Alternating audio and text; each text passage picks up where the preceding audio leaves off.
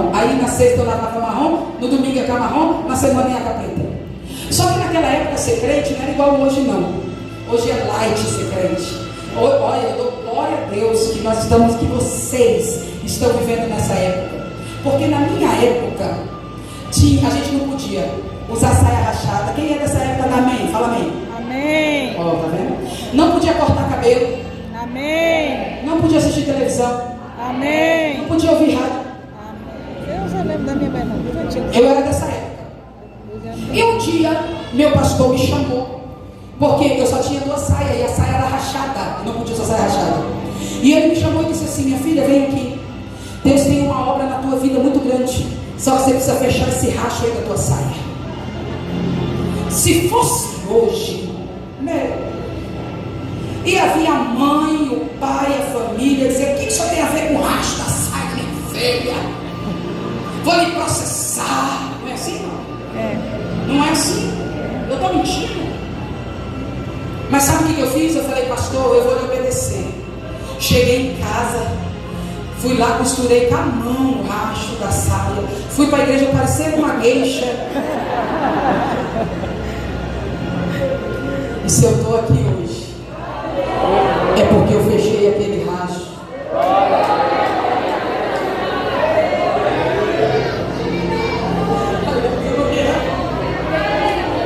O que é um racho de uma saia para o tamanho da bênção que Deus tem para mim?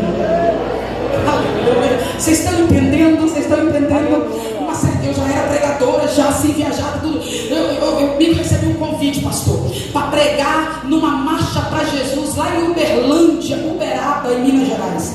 Ia estar Anderson Freire, Marco Feliciano, um monte de gente, e minha foto já estava no cartaz. E eu estava me achando, a última bolacha do pacote, porque eu ia pregar naquele grande evento. Quando eu cheguei para o meu pastor, eu falei: pastor, eu vou pregar, tal. Ele falou: não vai não. Eu disse: como assim não vai?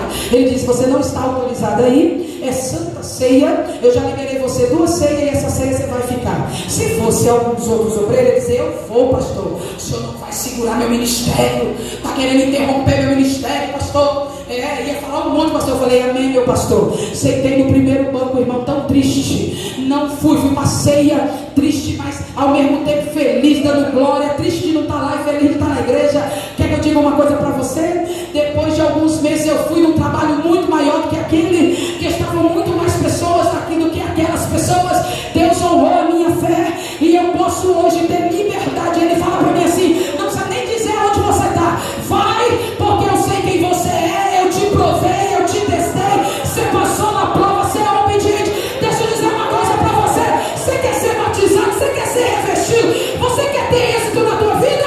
Obedeça. Pega aí na mão do irmão, pega licença. Fala para ele assim: bora obedecer. Bora obedecer. Até vocês obreiros, viu? Jesus pega vocês na curva. É união. Não quero pegar na mão do irmão, então vai embora. Esse negócio de crente que não gosta de ser tocado, você precisa ficar lá na tua casa assistindo pela internet. Sabe? Diz para ele assim: bora orar. Sacode ele, vamos orar.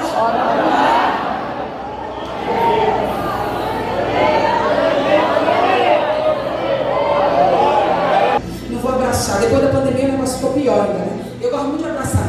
Aí não vou abraçar, não vou tocar. Mas quando recebe uma vitória, alguma coisa, sai abraçando todo mundo. Eu lembro do dia que nós tivemos lá na eleição, que fez a contagem dos votos, irmão do céu. Na hora, porque a gente só pôde comemorar quando abriu 100% das urnas, porque estava muito apertado. Quando disse assim: Denilson e Rosângela foram eleitos, 100% do voto, agora eleito com 61 votos de diferença, e tal, irmão, eu abracei todo mundo, até quem eu não conhecia. Por uma vitória na terra. Agora, irmão, abraçar o crente que está perto de você, para sentir o que a gente está sentindo aqui desde ontem, irmão, isso não tem preço. Que ele deve ter lavado ontem, mas não tem problema. Isso, pega na mão dele e fala assim: bora obedecer. Vamos ficar unidos aqui, vamos, unido. Fala para ele assim: bora orar para ver Deus operar.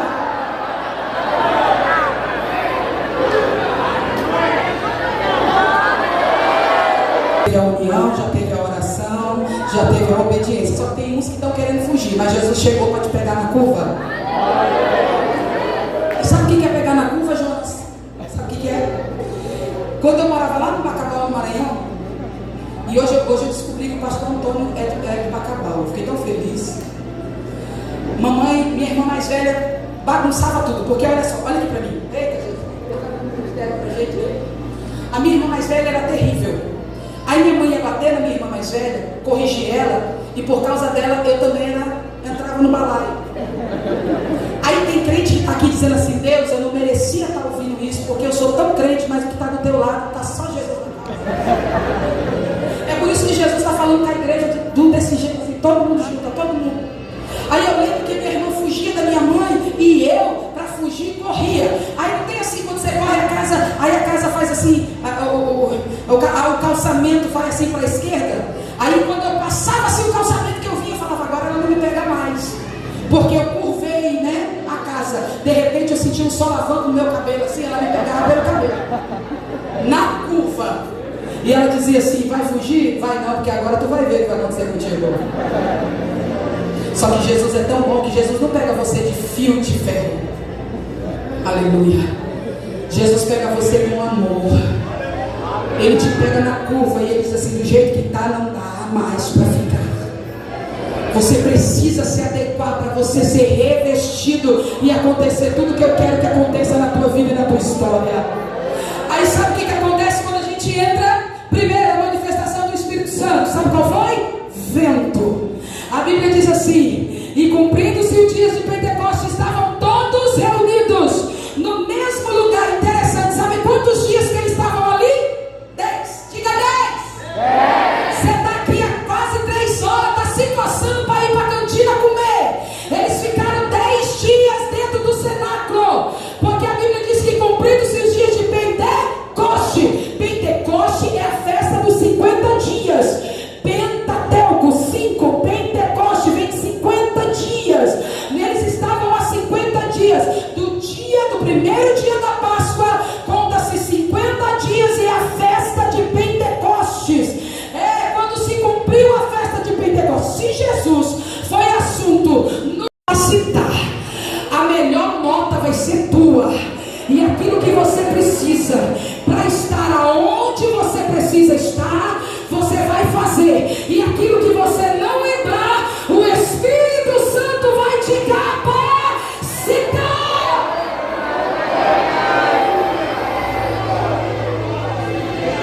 É forte. Olha para mim. Eles foram cheios de líderes. Vocês são servos. Então aprendam a manusear a bacia, aprendam a manusear a toalha, porque assim a obra de Deus ela vai muito bem. Aleluia.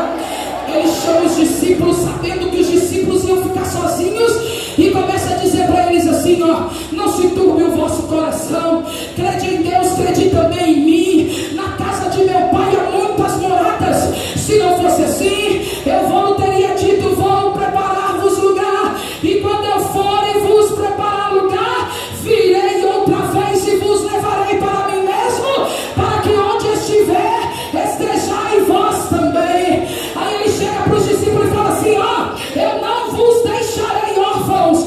Eu vou rogar ao Pai para que ele envie um outro consolador, e esse consolador vai ficar com vocês até a consumação dos séculos. Mas sabe por que eu vou fazer isso?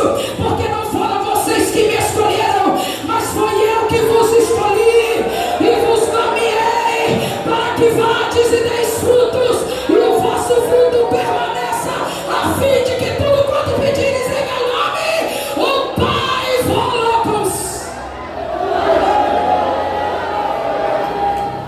Aleluia! Jesus tem essa conversa com os discípulos, e a Bíblia diz que eles vão para a ceia. Na ceia, Jesus logo vai dizer que um haveria de traí-lo, e ele diz: olha, o que você tem para fazer, faz logo, porque está chegando a hora. O Judas sai e ele chama os seus discípulos para o Getsemane. Ele chega ali e começa a orar. Ele diz aos discípulos: fiquem aqui, Pedro, Tiago e João, vem comigo, vamos ali mais à frente orar. Eles deixam Pedro, Tiago e João, e aí dá mais um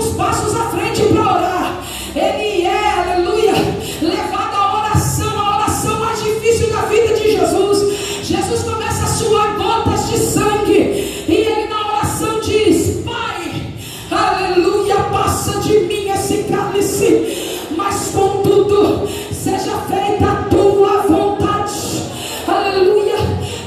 Deus responde a oração de Jesus, mas Ele não responde do jeito que Jesus queria. Isso é um exemplo para nós, porque muitas vezes nós queremos, oramos e pedimos a Deus, e a gente diz: Deus, mas faça a tua vontade. Mas quando Deus não faz a nossa e faz a dele, a gente murmura. Mas nessa noite aprenda com Jesus. Quando Jesus ora dizendo: Pai, passa de mim esse cálice, mas faça, contudo seja feita a tua vontade, não a minha. Deus responde Jesus, mas não do jeito que Ele queria. Sabe como é que Deus responde Jesus? Mandando um anjo do céu confortar, consolar, fortalecer a Jesus, para que ele pudesse passar pelo Gólgota. A Bíblia diz que chega, irmão, eu acho linda essa passagem bíblica. Chega Judas Iscariotes, e a ordem que ele dá para os homens que estavam com ele é assim: ó, aquele que eu beijar é o que vocês devem levar. Irmão, eu acho isso tão lindo, sabe por quê? Isso caracteriza que Jesus não andava com roupa diferente, que Jesus não se achava o tal. Jesus era tão comum, Jesus andava tanto no meio do povo, que ninguém sabia quem era Jesus. Jesus não tinha um negócio de andar assim numa redoma, saindo do meio do povo, não. Jesus andava era no meio da multidão, tanto que eles não conseguiam identificar quem era Jesus. Teve que Judas ir lá e dar um beijo em Jesus. Sabe por quê? Porque Jesus era uma pessoa comum na terra, mas no céu Ele era o Rei dos Reis, o Senhor dos Senhores.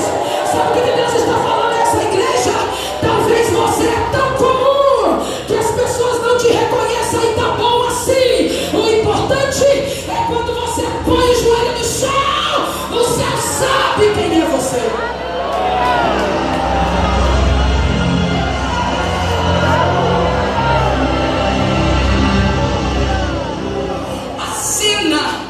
Mais dura da história vai acontecer quando Jesus vai ser preso, julgado injustamente, vai ser flagelado, açoites nas suas costas. Aleluia. Açoites nas suas costas. Irmão, segura, irmão, não deixa não. Aleluia. A glória e a honra que é para Jesus, é a Ele que nós temos que dar atenção, é para a palavra. Amém.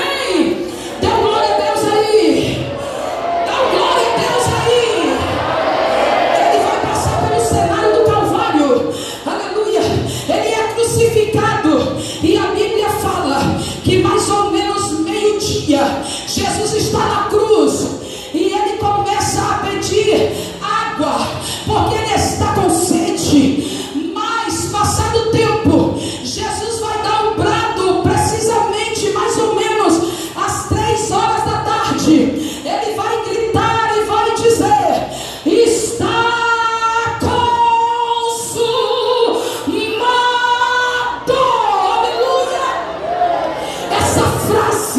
é a frase que a igreja mais deve dar glória a Deus quando ouvir. Está consumado. Sabe o que ele está dizendo? Eu paguei, a dívida está paga, a dívida está paga, a dívida está paga, o caminho está aberto, você não deve mais nada.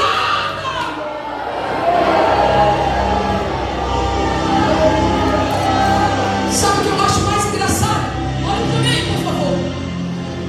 É que nós crentes, ainda nos dias de hoje, queremos anular o sacrifício salvífico de Jesus na cruz, quando nós colocamos sobre as pessoas o fardo pesado de tentar dizer que a pessoa, para ser salva, ela precisa fazer algumas coisas.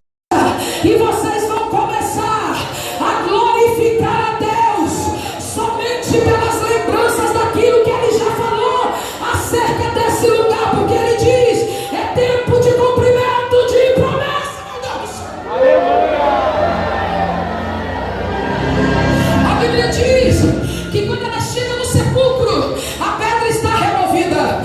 Aleluia. Marcos vai narrar que elas entram dentro do sepulcro, e tem um ser celestial que olha para ele e fala assim: o que vocês vieram fazer aqui, mulheres? Aleluia.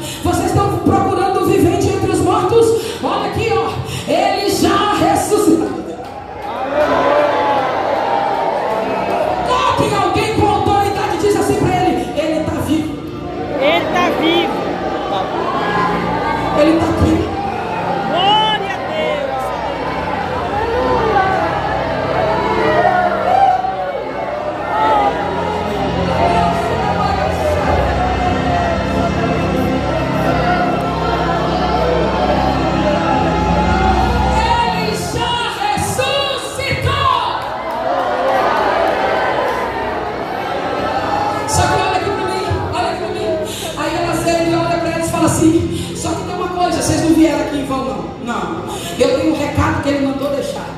Ele mandou falar assim, ó: diga aos meus discípulos e a Pedro. Diga, discípulos. Não, tá fraco, gente, vocês estão com fome. Diga, discípulos e a Pedro. Isso. Que eu vou encontrar com eles lá na Galileia, como eu já tinha dito. Sabe o que ele está dizendo? Fale para eles que as promessas ainda estão.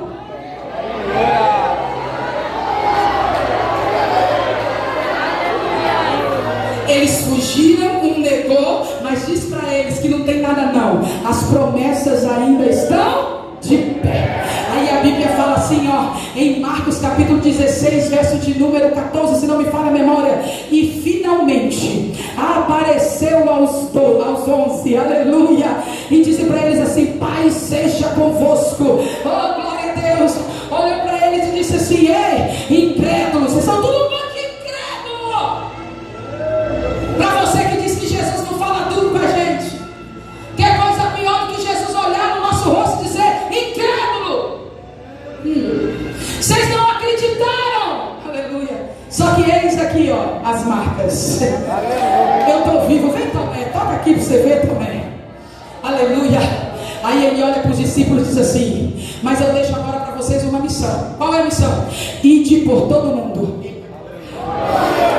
pregai o evangelho a toda criatura.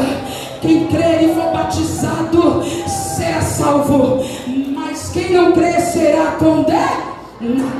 Aí talvez Pedro, aleluia, que foi perdoado, porque, irmão, não tem coisa melhor do que sentir o perdão de Deus. Deixa eu trazer aqui algo para vocês. Quando Jesus manda um recado dizendo assim, ó: diga aos meus discípulos e a Pedro, sabe o que Jesus está dizendo para aquelas mulheres? Diga para os meus discípulos. Quem eram os discípulos? É aqueles que estavam trancados, com medo, não se desviaram, não negaram, não fizeram nada de errado. Nos dias de hoje, quem são os discípulos? É aquele que vinha para o culto, que vinha para a igreja, que não vem mais, que está em casa, não bebe, não fuma, não prostitui, mas perdeu a força, não consegue mais vir para a igreja. Aí ele pega, aleluia, e fica na casa. Aí Deus vai levantar você que veio para o congresso, vai ir lá na casa dele dizer para ele assim: ei, Jesus está vivo, ele falou comigo, e ele disse para você, ó, que a promessa ainda está de pé.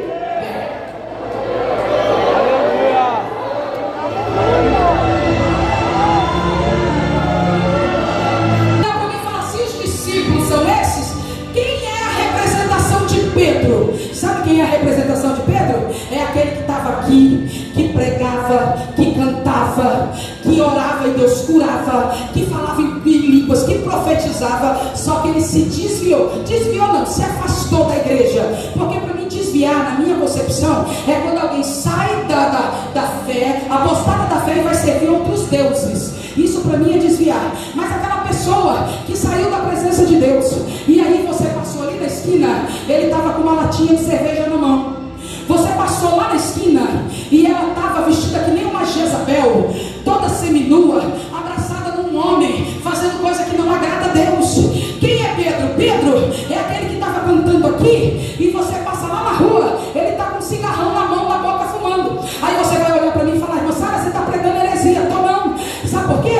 Porque Pedro fez pior. Pedro negou. Aleluia. Perguntaram para ele assim: você não é daqueles que serve do meio de Jesus? Eu não sou eles não. Eu não faço parte deles não. Até segunda vez é sim. A tua fala te condena. Não, eu não sei de que você está falando. Não venha me interromper, não venha aqui me encher o saco. Eu não sei quem é que você está falando. É sim. Terceira vez, você faz parte daquele. Irmão, o homem que andou sobre as águas, o homem que viu a transfiguração, o homem que viu ele ressuscitar a filha de Jairo, foi o homem que negou e disse: eu não sei de quem você está falando. É pior do que fumar, é pior do que beber, é pior do que se afastar. Você, meu Deus, eu vou entregar, pastor, eu preciso entregar essa palavra. Você que está aqui, eu glorifico a Deus pela tua vida, eu dou glória a Deus pela tua vida, porque você foi firme, você passou pela luta, você passou pela prova, mesmo fraquinho, está aqui glorificando. Glória a Deus, eu glorifico a Deus pela tua vida. Só que teve alguém que não teve a mesma força que você, que não teve a mesma fé que você. Só que isso não te dá o direito de você julgar ele,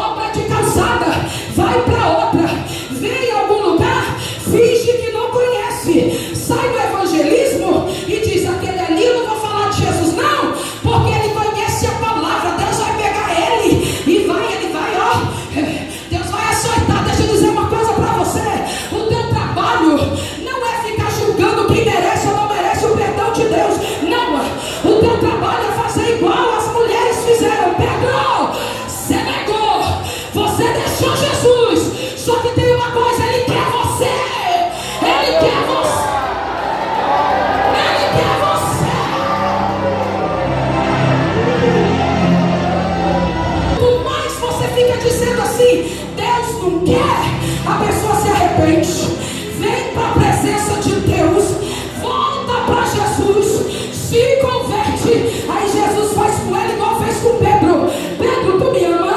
Senhor, eu te amo. Então apacenta meus cordeiros. Pedro, tu me amas? Senhor, eu te amo. Então apacenta as minhas ovelhas.